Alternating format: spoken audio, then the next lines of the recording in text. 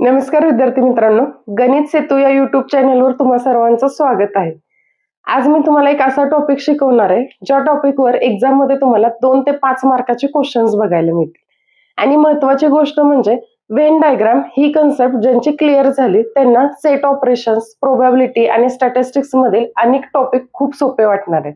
त्यामुळे व्हिडिओ शेवटपर्यंत नक्की बघा. तर चला व्हिडिओला सुरुवात करूयात.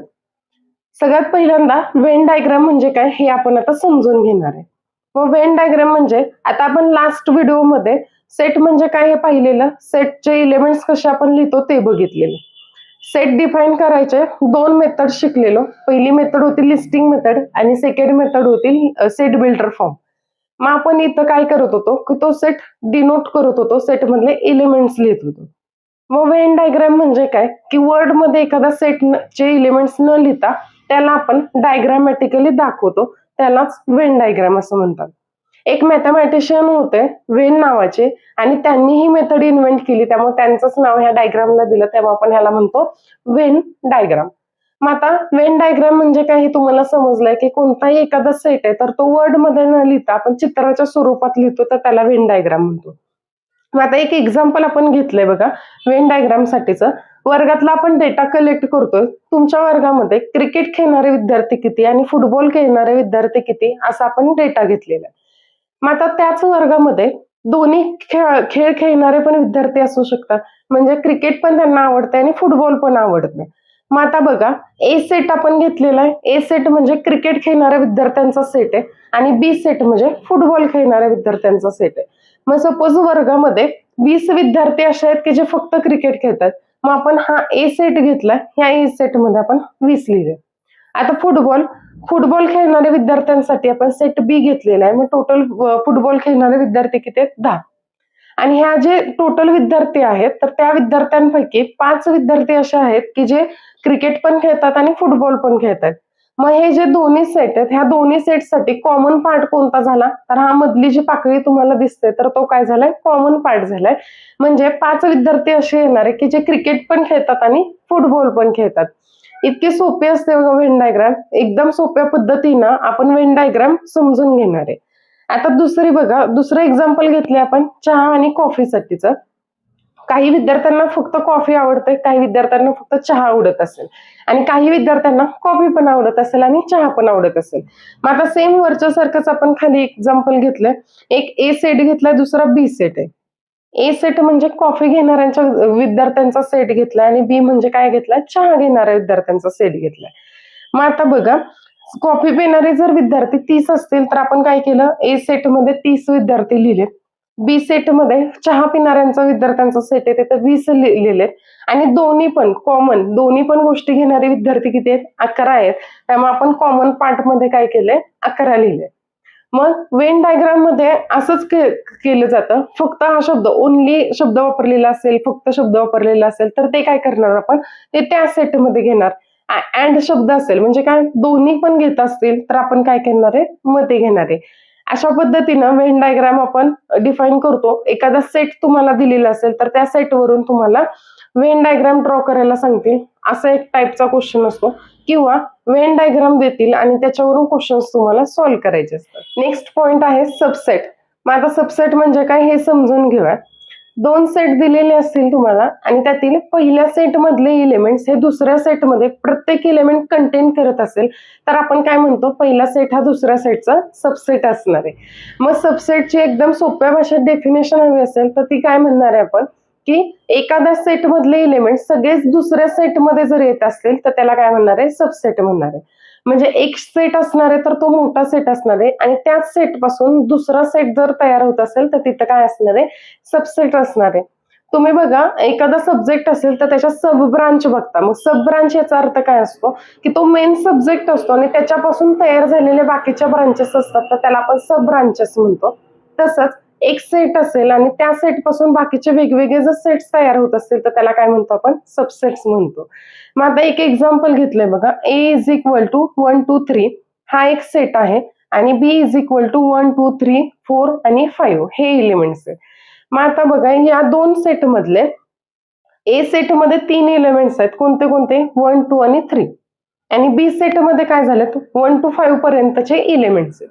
मग या सेट मध्ये मोठा सेट कोणता झाला, मोठा सेट बी सेट झाला आणि या बी सेट पासूनच कोणता सेट तयार होतोय, ए सेट तयार होतोय. म्हणजे आपण इथं काय म्हणणार आहे, A is a subset of बी. ह्या दोन सेट मधला जो लहान सेट असणार आहे तर तो सबसेट असणार आहे आणि कोणाचा, मोठ्या सेटचा.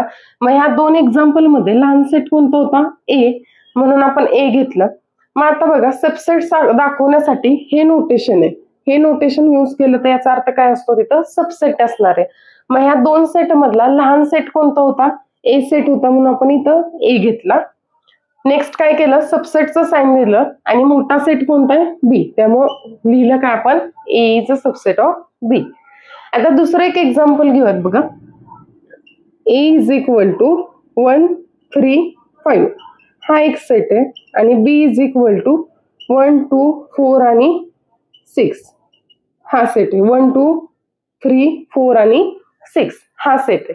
मग आता इथं बघा, हा एक सेट आहे तो छोटा दिसतोय, हा सेट मोठा दिसतोय. पण ए हा बीचा सबसेट येईल का, तर नाही येणार आहे. का नाही येणार आहे, व्यवस्थित समजून घेऊयात बघा. इथं 1 आहे, इथं पण आहे, इथं 3 आहे, इथं 3 आहे. पण जर बी सेट मध्ये बघितलं तर बी सेट मध्ये 5 कंटेंट आहे का, तर 5 नाहीये. त्यामुळे आपण काय म्हणणार आहे, A is not subset of B. A is not subset of B. का घेतलं आपण असं, कारण आपण डेफिनेशन काय सांगत होतो की जो छोटा सेट आहे तर त्यातले प्रत्येक एलिमेंट ह्या मोठ्या सेटमध्ये कंटेन झाले पाहिजे. मग आता इथं 5 असा एक नंबर आपल्याला मिळाला की 5 हा बी सेट मध्ये नाहीये, त्यामुळे तो त्याचा सबसेट येणार नाही. मग आता एक गोष्ट काय लक्षात ठेवणार आता तुम्ही, की जो छोटा सेट असणार आहे तर त्या छोट्या सेट मधले प्रत्येक एलिमेंट हे मोठ्या सेटमध्ये असले पाहिजे. आता जर आपल्याला एखादा सेट दिलेला असेल तर त्या सेटचे सबसेट कसे फाइंड करायचे हे आता आपण बघणार आहे. मग आता सेट आपण घेतलेला आहे, ए सेट घेतलाय, ए इज इक्वल टू 1 2 3 हे 3 एलिमेंट्स कंटेन करतात. मग या सेटचे आपल्याला सबसेट फाइंड करायचे. मग पहिल्यांदा सबसेट कसं फाइंड करणार, हे प्रत्येक एलिमेंट एक एक घ्या. म्हणजे 1 हा एक सबसेट झाला, 2 नेक्स्ट सबसेट काय झाला, 3 झाला. आता जसं एक एक एलिमेंटचा सेट घेतलेला तसे आपण दोन दोन एलिमेंटचा आपण सेट घेणार आहे. म्हणजे पहिला सेट कोणता आला, 1 2, नेक्स्ट काय येणार आहे कॉम्बिनेशन 1 3 येणार आहे. आता 1चं संपलं, आता काय करणार आपण 2 पासून स्टार्ट करणार. आता 2 आणि 3 येणार. 2 आणि 1 जर घेतला आपण तर काय होतंय बघा, की हे एलिमेंट्स आणि हे एलिमेंट सेमच आहेत. म्हणजे सेम आहे ते आपण पर काउंट करत नाही, त्यामुळं हा आपण आता मोजताना घेणार नाही. नेक्स्ट कोणता येईल आता, 3 1 पण ऑलरेडी इथं झालाय, 3 2 पण झालेला आहे. म्हणजे 2चं पण संपलं. आता आपल्याला काय करायचं, 3 नंबर घ्यायचे. मग 3 नंबरचा सेट कोणता तयार होईल, 1 2 आणि 3. आणि बघा 5 सेट आपण एम्प्टी सेट शिकलेलो. मग एम्प्टी सेट हा प्रत्येक सेटचा काय असतो, एक सबसेट असतो. त्यामुळे अजून एक सेट तयार होणार आहे, तो म्हणजे कोणता असणार आहे, 5 सेट असणार आहे. मग टोटल किती तयार झालेत बघा, 1 2 3 4 5 6 7 आणि 8. म्हणजे एका सेटचे, ए सेटचे टोटल सबसेट किती मिळालेत आपल्याला, 8 सेट मिळाले. मग हे जसं आपण आता इथं काढलं तर याच्यासाठी एक शॉर्ट ट्रिक असते. कोणताही सेट दिलेले असेल तर त्या सेटचे सबसेट्स किती येणार आहेत हे कसे काउंट करणार आपण, तर त्याच्यासाठी फॉर्म्युला काय वापरायचा, 2n वापरायचा. मग 2n याचा अर्थ काय असतो, n म्हणजे काय घेणार आहे, टोटल नंबर ऑफ एलिमेंट्स घेणार आहे. मग आता ए सेट मध्ये एलिमेंट्स किती होते, 1 2 आणि 3. टोटल एलिमेंट्स किती आहेत, 3 आहेत. मग आपण काय घेणार, 2 3. मग 2चा क्यूब किती येतो, 2चा क्यूब 8 येतो.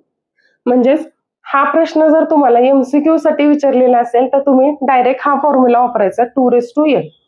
एखाद्या सेटमध्ये जर 4 एलिमेंट्स असतील, suppose A is equal to 1 3 5 आणि 7. मग तुम्हाला एमसीक्यू साठी क्वेश्चन विचारलेला असेल की या सेटचे सबसेट्स टोटल किती येतील. मग काय करणार तुम्ही, टोटल एलिमेंट्स किती आहेत, 1 2 3 आणि 4 एलिमेंट्स आहेत. मग आता आपण काय करणार, 2 4 म्हणजे 2चा चौथा घात किती येईल, 2 into 2 into 2 into 2, 4 into 4. Answer किती येणार आहे, 16 येणार आहे. त्यामुळं या सेटचे टोटल सबसेट्स किती येतील, 16 येतील. हे एक्झाम्पल तुम्ही करून बघा, त्यांचे सबसेट्स 16 येतात का नाही हे मला कमेंट मध्ये सांगा की तुमचे सबसेट्स किती आलेत ह्या एक्झाम्पलचे. सबसेट्स बद्दल दोन महत्वाचे पॉइंट्स आता तुम्ही लक्षात ठेवणार आहे. कोणते लक्षात ठेवणार आहे? तर पहिली गोष्ट म्हणजे तो जो दिलेला सेट आहे तर तो स्वतःचा सबसेट असतो. दुसरी गोष्ट फाय सेट म्हणजेच एम्प्टी सेट. प्रत्येक कोणताही सेट घ्या तर त्या सेटचा एक सबसेट असणार आहे, तो कोणता? फाय असणार आहे. आता इथं बघा आपण सगळे सबसेट्स काढलेले. आपला सेट कोणता होता? 1 2 3 होता. मग या प्रत्येक सबसेट मध्ये बघा 1 2 3 हा सेट आलाय का? तर आलेला आहे. आणि एक अजून एक सेट येतो, तो म्हणजे कोणता येतो? फाय येतो. म्हणजे तुम्हाला कोणताही सेट दिलेला असेल तर त्या सेट्सचे दोन सबसेट तर हे कंपल्सरी असणार आहेत. कोणता? तो दिलेला एक सेट आणि एक एम्प्टी सेट. आणि सबसेटचे जर तुम्हाला काउंट करायचं असेल टोटल नंबर ऑफ सबसेट्स किती आहेत, तर त्याच्यासाठी काय फॉर्म्युला असणार आहे? 2:n, where n is number of elements in the given set. Next set आहे युनिव्हर्सल सेट. मग युनिव्हर्सल सेट म्हणजे असा सेट असणार आहे की त्या टॉपिकशी रिलेटेड सगळे एलिमेंट्स त्या सेटमध्ये कंटेन करतात. म्हणजेच युनिव्हर्सल सेट म्हणजे सर्वात मोठा सेट असणार आहे आणि त्या सेट पासून बाकीचे जे सेट्स असतील तर त्यातले एलिमेंट सगळे युनिव्हर्सल सेट मध्ये येतात. त्याला म्हणतात युनिव्हर्सल सेट. मग एक एक्झाम्पल जर घेतलं तर एखाद्या स्कूल मधल्या 9th क्लासचा सेट जो असणार आहे तर तो युनिव्हर्सल सेट झाला. आणि तो जो 9th क्लासचा सेट आहे त्याच्यापासून आपण दोन वेगवेगळे सेट्स तयार करू शकतो. कोणते? एक आहे तो गर्ल्सचा सेट होईल आणि एक आहे तो बॉईजचा सेट होईल. मग गर्ल्स आणि बॉईज मध्ये जेवढा काही काउंट असणार आहे तो सगळाच क्लास 9च्या सेटचा काउंट असणार आहे. म्हणजे मोठा सेट कोणता झाला? युनिव्हर्सल सेट आला आणि तो म्हणजे कोणता असणार आहे? क्लास 9चा सेट असणार आहे. आणि त्याच्या अंडर बाकीचा तुमचा क्लास 9 क्लास मधल्या गर्ल्सचा सेट झाला किंवा बॉईजचा सेट झाला. म्हणजे अशा पद्धतीनं आपण युनिव्हर्सल सेट कन्सिडर करतो. पूर्ण शाळेचा जर विचार करायचा भेटला तर पूर्ण स्कूल मधली टोटल स्टुडंटची संख्या हा म्हणजे तुमचा युनिव्हर्सल सेट झाला. आणि त्याच्यामध्ये कोणते कोणते बाकीचे सेट येतील तर 5th क्लासचे टोटल येणार आहे, 6th क्लास, 7th क्लास, म्हणजे त्या स्कूलमध्ये जेवढे काही बाकीचे वर्ग असणार आहेत ते त्यांचे काय असणार आहे? सबसेट्स असणार आहे. आणि त्या सेट मधले सगळे एलिमेंट्स कुठं कंटेन करणार आहेत? तर त्या युनिव्हर्सल सेटला कंटेन करणार आहे. एक एक्झाम्पल बघूयात. एक एक्झाम्पल आपण घेतोय, नॅचरल नंबरचा सेट घेतलाय फ्रॉम 1 to 10. नॅचरल नंबरचा सेट आहे फ्रॉम 1 to 10. म्हणजे इथं युनिव्हर्सल सेट कोणता झाला आपला? 1 पासून 10 पर्यंत. मग u is equal to 1 2 3 up to so on 10 पर्यंतचे एलिमेंट्स आपण घेतले.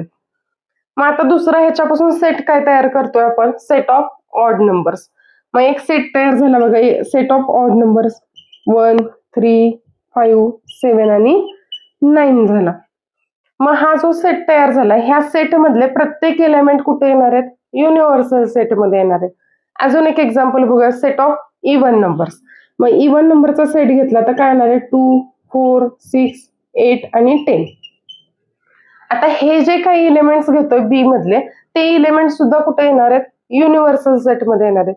अजून एक जर घेतला आपण प्राईम नंबर्स फ्रॉम 1 to 10. मग प्राईम नंबर्स कोणते कोणते येतील? 2 3 5 आणि 7 येणार. मग ते सुद्धा एलिमेंट कुठं असणार आहेत? युनिव्हर्सल सेट मध्ये असणार आहेत. म्हणजेच युनिव्हर्सल सेट म्हणजे त्या टॉपिक रिलेटेड सगळ्यात मोठा सेट जो असणार आहे तो झाला युनिव्हर्सल सेट. आणि त्याच्या अंडर बाकीच्या सेट मधले सगळे एलिमेंट्स असणार आहेत तर ते सगळे कुठे येणार आहेत? युनिव्हर्सल सेट मध्ये. नेक्स्ट पॉइंट आहे युनियन ऑफ अ सेट. मग दोन सेट मधलं युनियन कसं घ्यायचं असतं? तर युनियन म्हणजे काय की दोन्ही सेट मधले जे काही एलिमेंट्स आहेत तर त्याला एकत्रित आल्यानंतर आपण युनियन म्हणतो. तुम्ही भरपूर वेळा शब्द ऐकला असेल की रियुनियन केले. म्हणजेच काय होतं की ते सगळे विद्यार्थी असतील किंवा ते स्टुडंट्स असतील तर ते सगळे पुन्हा एकदा भेटलेले असतात म्हणून तिथं शब्द वापरतात रियुनियन. मग युनियन या शब्दाचा अर्थ काय असतो की एकत्र येणं. मग हे जे दोन सेट दिलेले असतील तर त्या दोन सेट मधले एलिमेंट सगळे एकत्र लिहिल्यानंतर जो सेट तयार होईल त्यालाच काय म्हणतात? युनियन ऑफ अ सेट मिळतात. आता इथं महत्वाची एक गोष्ट लक्षात ठेवायची की दोन्ही सेट मधले एलिमेंट्स लिहायचे पण जो कॉमन एलिमेंट असेल तर तो फक्त आपण काय करतो? एकदाच लिहितो. हा पॉइंट फक्त महत्वाचा आहे तर तो लक्षात ठेवायचा आहे. मग आता बघा दोन सेट घेतलेले आहेत आपण इथं ए आणि बी. ए सेट मध्ये एलिमेंट्स कोणते आहेत? 1 3 5 आणि 7 आहेत. बी सेट मध्ये 2 4 6 7 आणि 8 हे एलिमेंट्स आहेत. मग आता आपल्याला ए युनियन बी काढायचंय. मग त्याचं नोटेशन कसं असतं? ए नंतर कॅपिटल यू काढतो आणि बी लिहितो म्हणजेच ए युनियन बी. मग आता पहिल्यांदा आपण ए सेट मधले सगळे एलिमेंट्स लिहून घेणार आहे 1 3 5 आणि 7. आता काय करायचंय, बी सेट मधले एलिमेंट्स लिहायचे, म्हणजे काय येणार आहे 2 4 6. आता इथं 7 पण आहे, पण 7 आपण ऑलरेडी लिहिलाय, म्हणजे कॉमन एलिमेंट्स असतील ते आपण एकदाच लिहितोय. त्यामुळे 2 4 6 लिहिलंय आणि त्याच्यानंतर काय लिहिणार आहे आता 8 लिहिणार आहे. हा झाला ए युनियन बी झाला. आता युनियन ऑफ सेट्सची वेन डायग्राम कशी काढायची तर ते आता आपण बघूया. मग दोन सेट्स घेतलेत आपण, ए लिहिलं इथं, इथं बी लिहिलंय. मग ह्या साईडला काय असणार आहेत, फक्त ए सेट मधले एलिमेंट्स असणार आहेत. या साईडला फक्त बी सेट मधले एलिमेंट्स असणार आहेत आणि मध्ये जे असेल तिथं काय असणार आहे, कॉमन एलिमेंट असणार आहे. मग ए सेट मधले एलिमेंट कोणते कोणते लिहिणार आपण, 1 3 5 अशा पद्धतीनं लिहिलं जातं. मध्ये कॉमन मध्ये कोणता एलिमेंट होता, दोन्हीमध्ये कॉमन असलेला 7 होता, त्यामुळे 7 आपण इथं लिहिणार आहे आणि बी चे राहिलेले एलिमेंट्स ह्या कॉर्नरला लिहिणार आहे, म्हणजे 2 4 6 आणि 8. अशा पद्धतीनं सेट्सची आपण डायग्राम, वेन डायग्राम काढू शकतो. नेक्स्ट पॉइंट आहे इंटरसेक्शन ऑफ अ सेट.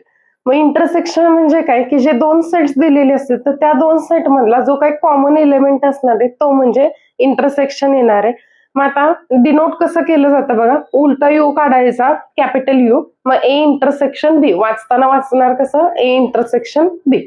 मग आता दोन सेट्स आहेत, मगाचे सेट आपण घेतलेले, मग या सेटसाठी इंटरसेक्शन घ्यायचंय. आता युनियन मध्ये काय करत होतो आपण, सगळेच इलेमेंट घेत होतो. मग इंटरसेक्शन साठी काय घेणार आहे आपण, फक्त ए आणि बी ह्या दोन्हींमध्ये कॉमन असलेले एलिमेंट घेणार आहे. मग दोन्हींसाठी कॉमन कोणता एलिमेंट आहे, 7 एलिमेंट आहे, म्हणजे ए इंटरसेक्शन बी काय येणार आहे आन्सर 7 येणार आहे. मग इथं नेहमीप्रमाणे ए सेट घेतला, इथं बी घेतला, कॉमन म्हणजे काय घेतलेलं आहे 7. म्हणजेच इथं काय असणार आहे, हा सगळा जो पार्ट असणार आहे तो म्हणजेच काय असणार आहे, ए इंटरसेक्शन बी. अशा पद्धतीनं वेन डायग्राम वरून आपण कोणताही क्वेश्चन इझिली सॉल्व्ह करू शकतो. तर नेक्स्ट आहे कॉम्प्लिमेंट ऑफ अ सेट, आणि हा सर्वात महत्वाचा पॉइंट आहे. मग कॉम्प्लिमेंट ऑफ अ सेट म्हणजे काय, की असे एलिमेंट्स आपण घेणार आहे की ते त्या सेटमध्ये प्रेझेंट नसले पाहिजेत, पण ते युनिव्हर्सल सेटमध्ये प्रेझेंट असले पाहिजेत. म्हणजे कसं असणार आहे, एखादा ए सेट दिलेला आहे तर आपण अशा एलिमेंटचा सेट घेणार आहे की त्या ए सेटमध्ये ते एलिमेंट नसले पाहिजेत, पण ते कुठं असले पाहिजेत, युनिव्हर्सल सेटला असले पाहिजेत. मग ते डिनोट कशाने केलं जातं, एकतर ए कॉम्प्लिमेंट म्हणजे ए डॅश असं डिनोट करतात किंवा ए वर सी लिहितात. अशा पद्धतीने आपण कॉम्प्लिमेंट दाखवतो. मग एक एक्झाम्पल घेऊयात की कोणत्याही सेटचा कॉम्प्लिमेंट कसा फाइंड करायचा. मग आता एक युनिव्हर्सल सेट घेतलाय, 1 2 3 4 5 6 7 8 9 आणि 10. हे एलिमेंट्स युनिव्हर्सल सेट मध्ये आणि ए सेट दिलाय, ए सेट मध्ये एलिमेंट्स कोणते, 1 3 5 7 आणि 10. हे एलिमेंट्स ए सेट मध्ये. मग आता आपल्याला ए चा कॉम्प्लिमेंट काढायचा आहे, म्हणजे असे एलिमेंट्स आपण घेणार आहे की जे ए सेट मध्ये आपल्याला नकोत, पण ते कुठं असले पाहिजेत, युनिव्हर्सल सेट मध्ये पाहिजेत. म्हणजेच ए चा कॉम्प्लिमेंट घेताना आपण ए सेट मधला एकही एलिमेंट घेणार नाहीये. मग आता 1 घेणार आहे का, 1 नाही घेणार कारण इथं होतं. आता 2 ह्या सेट मध्ये नाहीये, म्हणजे पहिला एलिमेंट आला 2. 3 घेणार नाहीये कारण दोन्हीकडे आहे. 4 आहे का इथं, नाही, म्हणजे 4 घेणार. आता 5 पण दोन्हीकडे आहे, तो घेणार नाही. 7 घेणार नाही आणि 10 घेणार नाही. बाकीचे राहिलेले सगळे एलिमेंट्स आपण ए कॉम्प्लिमेंट मध्ये घेणार. मग कोणते कोणते येणार, 6 8 9. म्हणजे ए सेट होता 1 3 5 7 आणि 10. मग याचा कॉम्प्लिमेंट काय येणार आहे, A complement is equal to 2 4 6 8 आणि 9 येणार आहे. अजून एक एक्झाम्पल घेऊया. एक युनिव्हर्सल सेट घेतला बघा, 10 11 12 13 आणि 14. हा युनिव्हर्सल सेट घेतलाय आणि बी सेट आहे आपल्याकडं 11 आणि 12. मग आपल्याला काय काढायचं, बी कॉम्प्लिमेंट काढायचं. मग B complement is equal to काय येणार आहे, बी सेट मधले एलिमेंट्स आपल्याला घ्यायचे नाहीत. म्हणजे काय काय घेणार नाही, 11 घेणार नाही, 12 घेणार नाही. म्हणजे राहिले कोणते, 10 13 आणि 14. हा झाला बी कॉम्प्लिमेंट. म्हणजेच लक्षात एवढं ठेवायचं की कोणत्याही सेटचा जर आपल्याला कॉम्प्लिमेंट काढायचं असेल तर तिथं आपल्याला युनिव्हर्सल सेट, हा जो युनिव्हर्सल सेट आहे तर तो माहिती असणं गरजेचं आहे. जर तुम्हाला युनिव्हर्सल सेट माहिती नसेल किंवा दिलेला नसेल तर त्या सेटचा आपण कॉम्प्लिमेंट काढू शकत नाही. तर आपण कॉम्प्लिमेंट म्हणजे काय हे पाहिलं. आपल्याला आता काय बघायचं की कॉम्प्लिमेंटच्या ज्या काही प्रॉपर्टीज आहेत आणि त्या प्रॉपर्टी महत्वाच्या आहेत. तुम्हाला एमसीक्यू साठी सुद्धा प्रॉपर्टीज येतात किंवा 1 ते 2 मार्कासाठी प्रश्न विचारला जातो आणि तिथे तुम्हाला प्रॉपर्टीजचा यूज करायचा असतो. मग पहिली प्रॉपर्टी काय आहे बघा, A complement bracket complement is equal to A. म्हणजे कोणताही सेट असेल तर त्या सेटचा आपण डबल कॉम्प्लिमेंट घेतला तर परत काय मिळतो, तोच सेट मिळतो. मग आता एक्झाम्पल बघा, एक युनिव्हर्सल सेट घेतला आपण, ए इज इक्वल टू 1 to 7 पर्यंतचे नंबर्स आहेत आणि ए सेट म्हणजे 2, 4 आणि 6 आहे. मग आता चला पहिल्यांदा आपण कॉम्प्लिमेंट काढून घेऊयात. मग कॉम्प्लिमेंट म्हणजे काय करणार आहे आपण, ह्या ए सेट मध्ये जे एलिमेंट्स आहेत 2, 4 आणि 6 ते सोडून राहिलेले युनिव्हर्सल सेट मधले सगळे एलिमेंट्स घेणार आहे. मग आता पहिला एलिमेंट कोणता येणार आहे, 1 येणार आहे, 2 घेणार नाही आपण, 3, 4 पण घेणार नाही म्हणजे 5, 6 घेणार नाही म्हणजे इथं काय आला, 7 आला. मग ए कॉम्प्लिमेंटची व्हॅल्यू काय आली, 1, 3, 5 आणि 7 आली. आता आपल्याला ह्याचाच परत कॉम्प्लिमेंट घ्यायचा आहे, म्हणजे ए कॉम्प्लिमेंट आणि त्याचा परत कॉम्प्लिमेंट काढला. मग आता काय काय एलिमेंट्स आपण घेणार नाहीत, हे जे एलिमेंट्स आहेत तर ते एकही एलिमेंट घेणार नाही, म्हणजे 1, 3, 5 आणि 7. मग 1 नकोय आपल्याला, 3 नकोय, 5 आणि 7 हे नकोय, म्हणजे राहिले कोणते, 2, 4, 6. 2, 4 आणि 6. मग आता 2, 4, 6 काय होतं आपलं, ए सेट होता. मग आता इथं काय येणार आहे, ए कॉम्प्लिमेंट आणि त्याचा complement is equal to answer काय येणार, आन्सर काय येणार आहे, ए सेट येणार आहे आणि तीच प्रॉपर्टी. म्हणजे लक्षात काय ठेवणार आहे आता, की कोणताही सेट असेल तर त्याचा आपण 2 वेळा कॉम्प्लिमेंट काढला तर उत्तर काय येणार आहे, परत तोच सेट येणार आहे. नेक्स्ट प्रॉपर्टी आहे A union A complement is equal to universal set. म्हणजे प्रॉपर्टी काय सांगते, की कोणताही एक सेट आणि त्याचा जर कॉम्प्लिमेंट यांचं युनियन जर घेतलेलं असेल तर तो काय असणार आहे, युनिव्हर्सल सेट असणार आहे. मग युनियन म्हणजे काय आपण पाहिलेलं आहे, युनियन म्हणजे त्या 2 सेट मधले सगळेच इलेमेंट येणार आहेत आणि जे कॉमन इलेमेंट आहेत ते फक्त आपण एकदा घेणार आहे. मग आता बघा, ह्या एक्झाम्पल साठी एक सेट घेतलाय आपण, युनिव्हर्सल सेट आहे 1, 3, 5 आणि 7 हे एलिमेंट्स आहेत आणि ए सेट आहे 1 आणि 3. मग आता आपल्याला ए कॉम्प्लिमेंट फाइंड करायचा आहे तर आपण 1 आणि 3 सोडून देणार, राहिलेले एलिमेंट्स घेणार, म्हणजे इथं काय येणार आहे 5 आणि 7. आता आपल्याला काय करायचंय, ह्या दोन्हींचं ए आणि ए कॉम्प्लिमेंट ह्या दोन्हींचं युनियन घ्यायचंय. मग युनियन म्हणजे काय, की त्या सेट मधले सगळे एलिमेंट्स आपण घेणार आहे, ए सेट मधले पण घेणार आहे आणि ए कॉम्प्लिमेंट मधले पण घेणार आहे. मग काय आलं बघा, 1, 3, 5, 7 आणि 1, 3, 5, 7 म्हणजेच काय होता आपला, युनिव्हर्सल सेट होता. म्हणजे नवीन प्रॉपर्टी काय मिळाली आपल्याला, A union A complement is equal to universal set. Next property आहे A intersection A complement is equal to 5. म्हणजे कोणताही एक सेट घेतला आणि त्याचा कॉम्प्लिमेंट घेतला तर त्या दोन्हींचं इंटरसेक्शन हा नेहमी एम्प्टी सेट येतो. मग ही प्रॉपर्टी आता आपण प्रूव्ह करणार आहे एक्झाम्पल थ्रू. मग आता एक एक्झाम्पल घेतलंय, युनिव्हर्सल सेट आपल्याला दिलाय 1, 2, 3 आणि 4. ए सेट मध्ये 1 एलिमेंट प्रेझेंट आहे, मग त्याचा ए कॉम्प्लिमेंट काय येणार आहे, 1 सोडून युनिव्हर्सल सेट मधले एलिमेंट्स घेणार आहे आपण, म्हणजे इथं काय आलं 2, 3 आणि 4. मग आता आपल्याला या दोन्हींचं इंटरसेक्शन घ्यायचंय. मग इंटरसेक्शन म्हणजे काय घेतो, की त्या दोन्ही सेट मधला कॉमन एलिमेंट घेतो. मग आता बघा, ए आणि ए कॉम्प्लिमेंट या दोन्हींमध्ये कॉमन एलिमेंट आहे का, तर एकही एलिमेंट कॉमन नाही. मग कॉमन नाही म्हणजे तो एम्प्टी सेट झाला आणि एम्प्टी सेट म्हणजेच काय असणार आहे, 5 असणार आहे. म्हणजे एक गोष्ट इथं लक्षात ठेवा, की कोणताही सेट असेल आणि त्याचा कॉम्प्लिमेंट असेल तर त्या दोन्हींमध्ये एकही एलिमेंट कॉमन नसतो आणि त्या दोन्हींमध्ये एकही एलिमेंट कॉमन नसल्यामुळे नेहमी त्याचं इंटरसेक्शन काय असणार आहे, 5 येणार आहे. कोणताही सेट घ्या तर त्या सेटचं आणि त्या सेटच्या कॉम्प्लिमेंटचं इंटरसेक्शन हे नेहमी 5 येणार आहे. एमसीक्यू साठी किंवा फिलिंग द ब्लँक साठी हा पॉइंट महत्वाचा आहे आणि व्यवस्थित नोट डाऊन करून घ्या. आता आपण जे काही शिकलो तर ते लक्षात ठेवण्यासाठी काही 2 मिनिटांमध्ये मी तुम्हाला पूर्ण ट्रिक सांगणार आहे. व्यवस्थित बघा. आता पहिली ट्रिक काय, की युनियन म्हणजे काय घ्यायच्यात, ऑल एलिमेंट्स म्हणजे त्या 2 सेट मधले सगळेच एलिमेंट्स म्हणजे काय येणार आहे, युनियन येणार आहे. आता एक्झाम मध्ये युनियन आणि इंटरसेक्शन लक्षात कसं ठेवायचं, जर प्रश्नामध्ये ऑर किंवा हे शब्द वापरलेले असतील तर तिथं नेहमी युनियन घ्यायचं असतं आणि जेव्हा प्रश्नामध्ये अँड आणि दोन्ही असे शब्द असतील तर त्यावेळेस काय घेणार आहे, इंटरसेक्शन घेणार आहे. मग शब्द तिथं काय दिलाय ह्याच्यावर लक्ष ठेवायचंय.